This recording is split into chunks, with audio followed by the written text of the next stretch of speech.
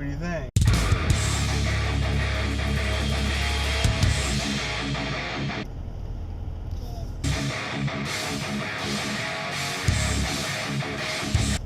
Good. Hey guys, what's going on? It is Tuesday, February 19th, 2019, and I'm just leaving work for the day. Started my new journey towards being able to run a 5K. Actually, I think I'm going to be running an 8K, to be honest. But I did my first run over my lunch break, and even before I did my run, my lower back was kind of locked up, so wasn't quite as productive as I had wished, but I made it, I did it. So I'm doing the Couch to 5K app on my phone. And it's pretty much just like interval training where, so for instance for today, where I ran for 1 minute and then walked for 90 seconds. And I did that like, I don't know, 17 times or iterations or whatever. So the total workout was about 28 minutes. And I ran, or I guess they call it running. I don't call it running, but I made it about just over 2 miles in those 28 minutes. That's with the running and walking on and off. So that was workout number 1 for week 1. And then by the end, like the very last workout, it's like walk for 5 minutes to warm up and then just run for like 30 minutes straight. And then that'll be like your 5K. So I think the 8K that I'm going to be doing in March, I think that's like 5 miles total or something like that. So yeah, I don't know. So that went well. In their app, they only have listed as 3 runs a week. So I could do like, you know, Monday, Wednesday, Friday, or whatever. I just need to kind of come up with a plan. So this week is kind of knackered because of the, I was off work yesterday. So, not sure what I'm going to do yet. I might run tomorrow, take Thursday off, and then run Friday. And that way it kind of spreads it out. Not sure. We're going to see. I kind of want to speed this up because I think it's like a 6 or 7 or 8 week program to get to the 5K portion, and I don't have that much time until the next race or whatever. I only have like 5 weeks, so I'm gonna have to do probably four workouts a week, if not 5. I don't know.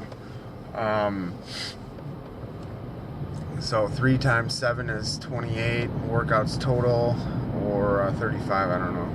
If it's 8 weeks.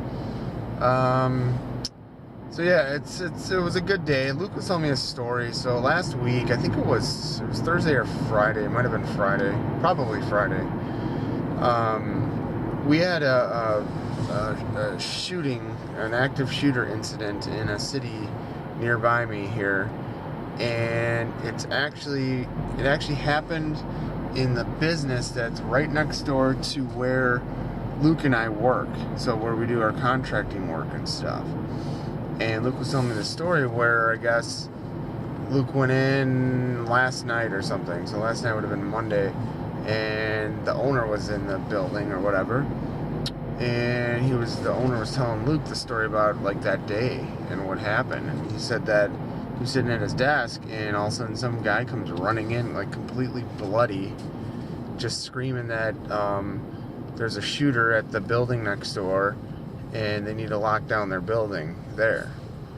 And then like 30 seconds later, another person comes running in, same thing, that guy's all bloody, and he says, you need to lock down your building now. There's somebody shooting everybody. And Luke said that the guy just was like in complete disbelief, you know, he had like no clue what to do.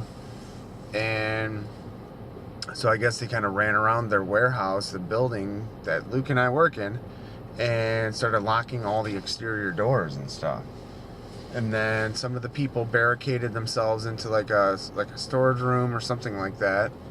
And then I guess the boss and the boss's son started going around like looking through the whole warehouse to make sure no one was hiding or something inside their warehouse. And all they had was like a pocket knife. And I guess, I don't know what they were thinking, But I guess like the boss even like peeked his head out the door, and there was like cops and SWAT and people, like cops with shields and shit and assault rifles and everything else running by and all that. And you know, they're telling him to get back in the building, and I guess he was like trying to talk to one of the cops to figure out what was going on outside. And I guess right then he heard like gunshots, and they're like, dude, get in the building, lock the doors, we're still getting shot at, like, what are you doing? So just absolutely insane. The place that we work at, where that boss works, or who that boss owns the business, has like the no concealed carry signs out front. So, like, you know, none of the employees had guns or anything. I think one of the employees keeps a gun in their truck. So they ran outside, grabbed their gun, and then ran back in and barricaded themselves into a room or something. But, you know, this is the world we live in, guys, and it's scary as fuck. I mean, no matter what kind of planning and prep you do, it's still never gonna be enough. It's just one of those things, man. And I couldn't imagine being that business owner and having people running into my building just bloodied and just screaming for help and just sitting there like with no protection, no anything.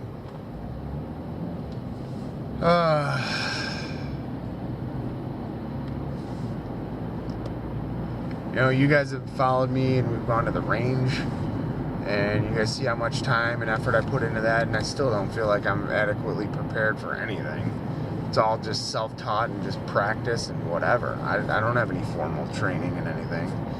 But the situations and stuff, I guess what happened was this active shooter, he was fired. I believe it was on Friday. They canned him, and then he went on like a shooting rampage.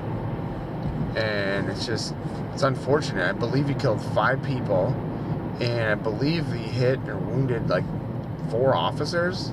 I don't think any police officers died, but unreal, man. It's just, we have such a delicate sense of security that people don't even have a fucking slightest clue or realize it. You know, they everyone thinks like, oh, it's not going to happen to me, or 1 in a million chance, or this and that, so they don't prepare for anything like this. And then when it does happen, they just sit there and they're sitting ducks. And like at my work, for instance, there's the signs that are on the doors and shit that you can't conceal carry at my work. And what the problem is with that is that keeps the law-abiding citizens out, or guns away, but not the bad guys. And it's a problem. So I don't know. I'm not sure what's going to happen here, but I know Luke is on edge over it.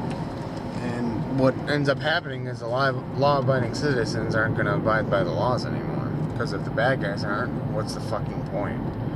Meaning people are going to conceal carry where they're like supposed to, technically not supposed to conceal carry. But one of these days, man, something's going to happen, and somebody's going to be concealed carrying in a gun-free zone, and they're going to stop the motherfucker, and then somebody's going to be like, wow, you know, after that person gets, you know, nailed to the wall for probably a felony or something, they're going to be like, well, you know what, maybe we should revisit this, you know, like, that person just saved many lives, and now they're the ones going to jail and getting their guns taken away and banned and everything else.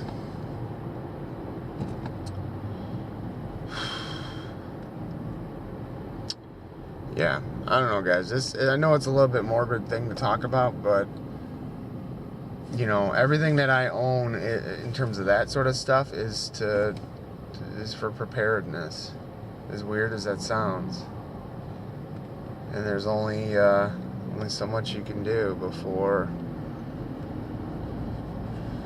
ultimately somebody or everyone's gonna have to deal with something like that. I mean, you know, schools and everything else.